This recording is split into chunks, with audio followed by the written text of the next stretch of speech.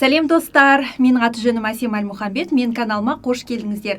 Егер менің каналыма әлі жазылмаған болсаңыздар, онда жазылуларыңызды сұраймын, себебі мен YouTube каналымда шетелде тегін білім алудың түрлі жолдары, түрлі гранттар туралы айтамын. Өзім де Америка құрама штаттарында магистратурада тегін білім алып жатырмын. Сонымен қатар қоңырауды да басуды ұмытпаңыздар. Бұл жаңадан түсірілген, жаңадан шыққан видеолардан сізге хабарлама беріп отырады. Бұл уақытылы видеоларды қарап отырудың бір пайдасы, ол сіз құжат тапсыру дедлайндарын жіберіп алмайсыздар. Сонымен қатар пайдалы ақпаратты алғаннан кейін дайындықты ертерек бастауға сізге мүмкіндік береді. Сонымен қатар менің инстаграмыма да жазылыңыздар. Мен ол жерде English Online айдарын тұрақты жүргізіп отырамын. English Online айдарында ағылшын тілін үйренуге қатысты көптеген пайдалы ақпаратпен бөлісемін. Сонымен қатар Америкадағы студенттік өмірмен, бастан өтіп жатқан қызықты оқиғалармен, жалпы Америка туралы, америкалықтар туралы қызықты әр оқуға қатысты пайдалы ақпаратты сонда жазамын, айтамын. Егер сізге қызық болса, онда инстаграмда да сіздерді күтемін. Ал бүгінгі менің видео бұл 11-ді бітіре салысымен, яғни мектеп бітіре салысымен Америка университетіне қалай тегін оқуға түсуге болады. Америка университеттерінің қандай қаржыландыру түрлері бар. Сонымен қатар ол үшін қандай құжаттар тапсыруымыз қажет деген сынды сұрақтарға жауап беремін. Сол себепті егер видеодағы маңызды ақпараттан қалыс қалмау үшін видеоны соңына дейін тыңдаңыздар.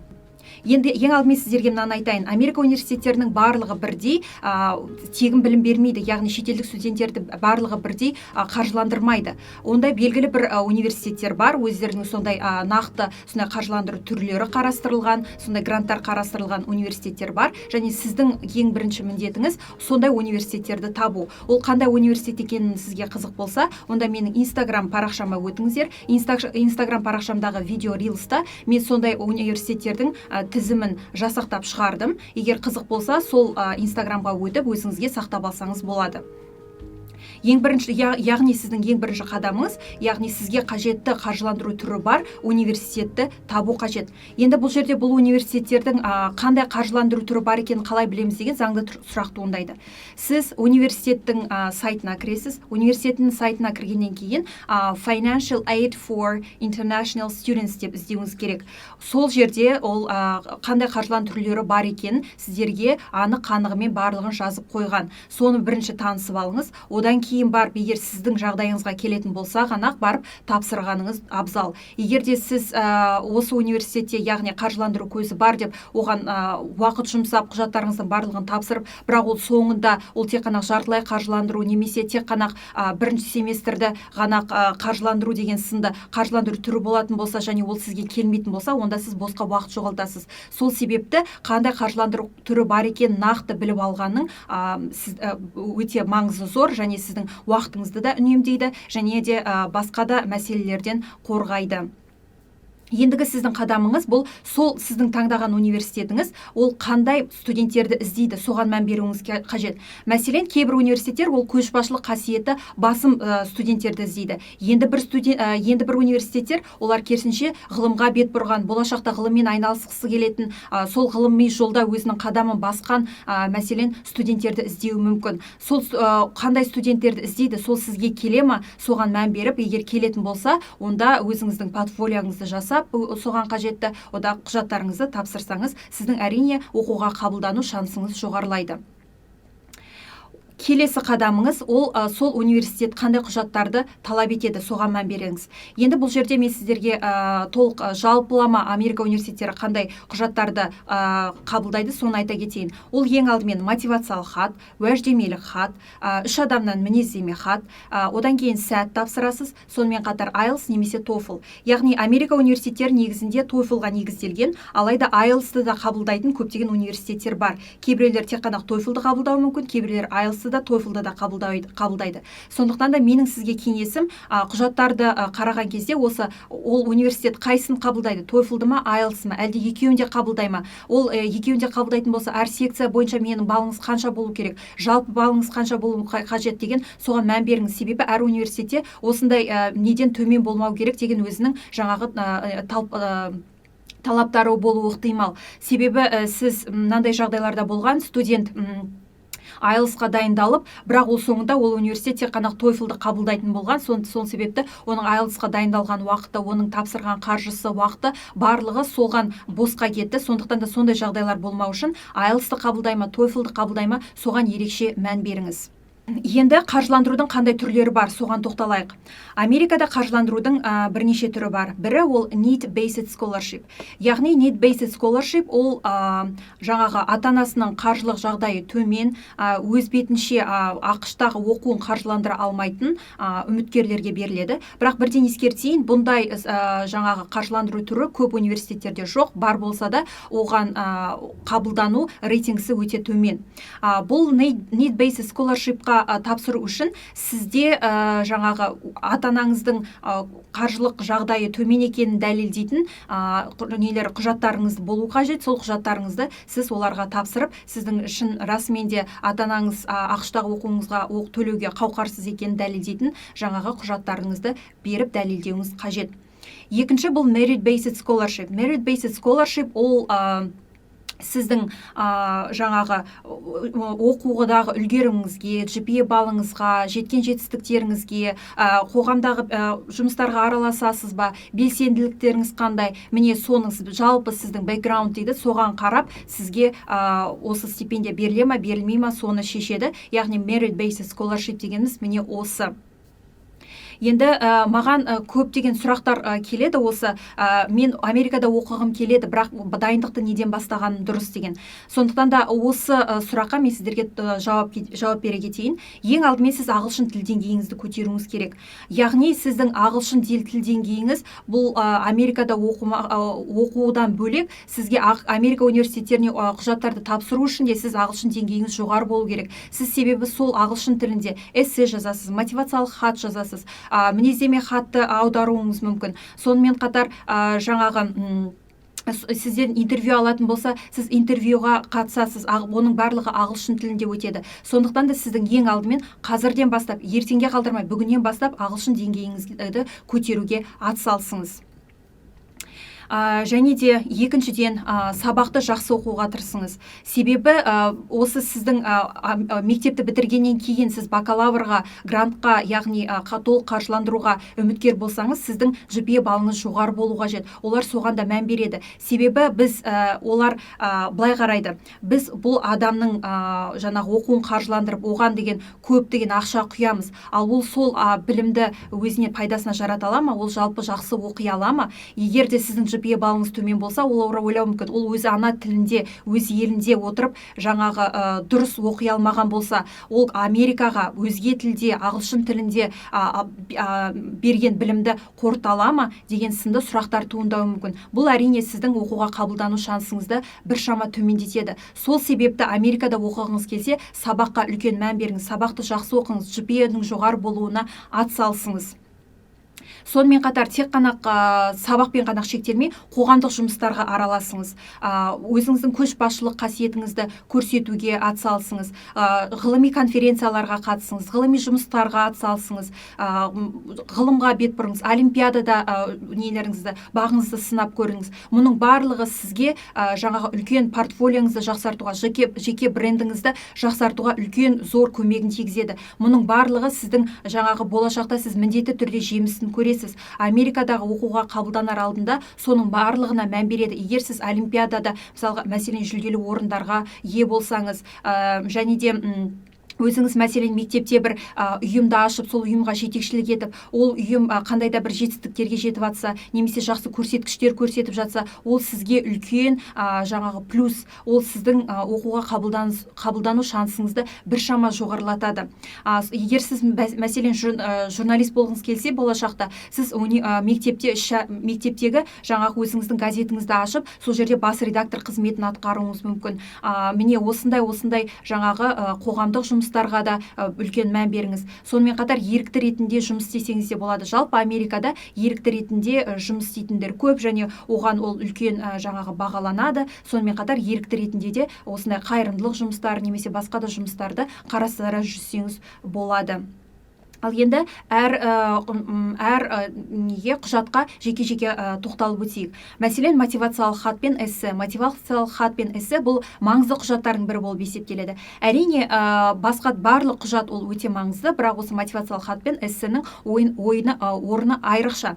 Неліктен деген сұраққа келетін болсақ, себебі сол мотивациялық хат пен эссе арқылы олар сіздерді жеке таниды, сіздің мақсатыңызбен танысады. Сіздерде қандай мақсатыңыз бар, бұл білімді сіздер қалай пайдаланасыздар болашақта, бұл университетке түсудің себебі неде деген сынды сондай сұрақтарға жауап іздегісі келеді. Және әр университетте мысалға мотивациялық хат, эссеге қатысты өзінің талаптары болуы мүмкін. Мәселен, мынандай сұрақты қамтауыңыз қажет деген сынды. Сондықтан да сондай талаптарды міндетті түрде ескеріңіз. Егер ол талаптарды ескермесеңіз, ол сіздің мотивациялық хатыңызды тіпті оқылмауы да мүмкін. Тіпті шрифті осындай болу қажет деген сынды нелеріне осындай кішкентай талаптардың өзіне де мән беріңіз. Және де мотивациялық хатта, эсседе жалпылама ақпараттан қашыңыз, жалпыдан жалқыға өтіңіз. Яғни мен Америкада оқығым келеді, себебі Америкадағы білім жақсы деген сынды жалпылама ақпараттан қашыңыз. Бұл сіздің жаңағы жеке бір нақты бір мақсатыңыз жоқ екенін көрсетеді. Нақты бір мақсатыңыз болған дұрыс. Бұл неліктен осы университет деген кезде де сол университеттің ерекшелігіне қарай, сол университетті басқа университеттің айырмашылықтары, ерекшеліктері қандай деген сынды сонда зерттеу жүргізіңіз. Міне, уәждемелі хатта, эсседе соған үлкен мән беріңіз.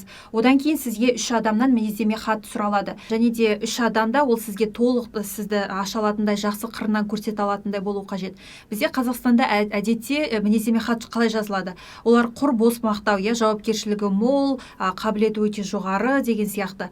Бірақ бұл Америкада бұл құр бос сөз болып есептеледі. Сіз Америкада егер мінездеме хатта бір мақтау сөз жасаңыз, ол мақтау сөзді дәлелдейтіндей факттермен келтіру керек, мысалдар берілу керек. Мәселен, мен бұл оқушыны қабілеті өте жоғары деп есептеймін десе, олан кейін мысал кетіру керек. Мәселен, мен математика сабағынан осындай есепті бердім, өте қиын есеп болатын, және осындай қысқа ғана уақыт аралығында, мәселен, 5 минуттың ішінде барлығынан бұрын осы ненің дұрыс жауабын тапқанда мен өте қатты таңғалған едім. Себебі әдетте оның мықты математиктердің өзі бұл есепті шығаруға осыншама уақыт жұмсайтын деген секілді. Ал бұл деген өте тез және оңай, бұл есептің тез және оңай шешімін таба білді деген сынды сондай бір мысалдармен, факттермен келтіру керек. Әр мақтау сөз, оның арты міндетті түрде тағы қайталап айтам, факттермен келтіру қажет. Ол тек қана құр бос сөзбен жаңағы құр бос сөз болмауы қажет. Сонымен қатар мен сөзімнің басында сіздерге айтып өттім, және әрбір университеттің белгілі бір адамдарды, белгілі бір студенттерді іздейді деп. Егер де сізде мысалға көшбасшылық қасиет мықты болатын болса, және де ол көшбасшылық қасиет нақты сол сіздің тапсырғыңыз келетін университетте көшбасшылық қасиеттері жоғары сондай студенттерді іздейтін болса, сіз сол мінездеме хатты да сол көшбасшылық қасиетіңізді жақсы бір көрсететіндей тағы да бір міндетті түрде сөйлем, бір дәлелдер, факттер келтіріп кетсін. Мәселен, сізге мінездеме берген адам, сіз жетекшілік еткен ұйымды жаңағы көмектескен болуы мүмкін, немесе сол ұйымның өзі бір жетекшісі, сол сіз ұйымда тағы да жетекшісінің көмекшісі болдыңыз ба, ол да сіздің жаңағы көшбасшылық қасиетіңізді айрықша бір көрсететін, сондай мысалдармен келтіретіндей бүйтіп мінездеме берген дұрыс. Одан кейін сіздер жаңағы сұхбатқа шақыртылуыңыз мүмкін, соған дайын болыңыз. Сіз сұхбатқа сізді шақыру да мүмкін, шақырмау да мүмкін. Егер сізді шақырған жағдайда, онда сізге менің кеңесім алдын ала сол университет туралы толық зерттеу жүргізіңіз. Яғни ол қандай университет, ол университеттің басқа университеттерден қандай айырмашылық бар, қандай ерекшеліктері бар деген сынды сол университеттерді толық ақпаратты біліңіз. Одан кейін осы сұрақ қояды-ау деген сондай алдын ала қойылатын сұрақтарға алдын ала жауаптарды да дайындап қойыңыз. Мәселен, неліктен біздің университет, немесе өзіңіз туралы айта өтіңіз деген сынды сондай стандартты сұрақтарға өзіңізді жақсылап тұрып сұрақтарыңызды дайындаңыз. Одан кейін сұхбаттың соңында сіз сұхбат алушыға өзіңіздің сұрағыңызды қойсаңыз болады. Сондықтан да бір университет туралы ма, бір өте жақсы бір ұтымды сұрақты дайындасаңыз болады. Бұл жерде бұл сіздің жаңағы ол сұхбат алушының есінде жақсы қалуға, жақсы әсер қалдыруға өте тамаша мүмкіндік, және де бұл әрине бұл факторлар сіздің оқуға қабылдану шансыңызды жоғарылатады. менің сізге тағы да бір кеңесім, Америкада оқуды жоспарласаңыз, дайындықты ерте бастаңыз. Неғұрлым ерте бастасаңыз, соғұрлым жақсы. Оның қандай артықшылықтары бар екен, мен сіздерге қазір жеке-жеке тоқталып өтем. Ең алдымен сіз уақыт жағынан ұтасыз. Сіз мәселен қазір 11 класста оқып отырып, осы видеоны қарап отырып, және де сіз тек қана сабақпен ғана шектелсеңіз, немесе GPA балыңызды төмен болатын болса, онда сізде уақыт жоқ ол GPA балды көтеруге, осы уақыт аралығында басқа да қоғамдық жұмыстарға араласуға, ғылымға бет бұруға, немесе тағы да басқа жаңағы әрекеттерге сізде уақыт аз, немесе уақыт өте тығыз болуы мүмкін. Сондықтан да сізді сондай дайындықты ертерек бастасаңыз, нақты жоспар құрып, яғни мен мынандай ұйымдарға барамын, мынандай ерікті ретінде мына жерде жұмыс істеймін, сабақты қолға аламын, ағылшын тіл деңгейімді көтеремін деген сынды, мұның барлығы уақытты қажет етеді. Сондықтан да дайындықты ертерек бастаңыз. Екіншіден, бұл жерде Америкадағы жаңағы құжаттардың барлығын дайындау, ол белгілі бір уақытты талап етеді. Мәселен, жаңағы айтып отқан мотивациялық хат, эссе, бұл мотивациялық хат, эссенің барлығын ол бір күнде жаза салмайсыз. Оның сіз бірнеше уақыт толғану керек, нені қосам, нені алам, басқа адамдарға көрсету керек. Мәселен, Америкада оқып жүрген, соларға оқытып, солардың пікірін сұрап, олардың айтқан жаңағы пікірлері бойынша өзгертетінін өзгертіп, қосатынын қосып, алатынын алып, одан кейін тағы да жаңағы басқаларға тағы да оқытып көріп, сондай оның барлығы өте үлкен уақытты талап етеді. Сіз мәселен мінездеме хатты да, ол мінездеме хатты сізге кім береді? Ол адам ағылшын тілін білмеуі мүмкін. Сондықтан да ағылшын тілінде жазбаса, мысалы қазақ немесе орыс тілінде сізге мінездеме беретін болса, сіз соны аударып үлгеруіңіз қажет деген сынды. Міне осындай жаңағы сіздерді құжаттар дайындауға сізге ертерек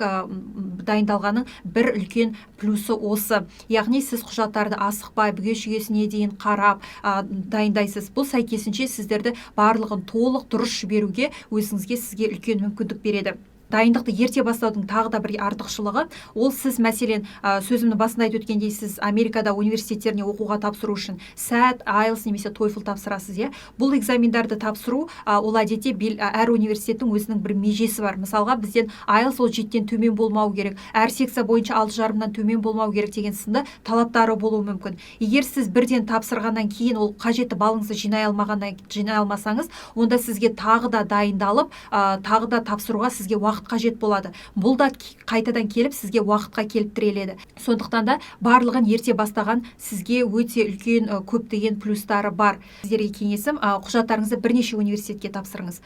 Яғни тек қана бір ғана университетке тапсырып, содан жауап күтіп отырмаңыз. Себебі сіз бірнеше университетке тапсырсаңыз, онда сіз әйтеуір мәселен бір университет қабылдамаса, екінші университет сіздің жаңағы портфолиоңыз, сіздің бэкграундыңыз ұнап, сізді қабылдауы мүмкін. Бірақ бұл жерде 20-15 университетке тапсырып, бірақ оның бір ғана мотивациялық хат немесе бірақ қана эссе жазып, барлығына бірдей сөйтіп тарата салғаннан одан пайда болмауы мүмкін. Яғни сіз санға емес, сапаға жұмыс істеңіз. Яғни әр университетке тапсырған, әр университетке зерттеу жүргізіңіз. Қандай адамдарды іздейді, мотивациялық хатқа қатысты талаптары қандай деген сынды, соның барлығын зерттеп, сол университетке жаңағы бейімделіп, мотивациялық хатты да, мінездеме хатты да сол бейімделіп жазғаныңыз өзіңізге жаңағы оқуға қабылдану шансыңызды жоғарылатады.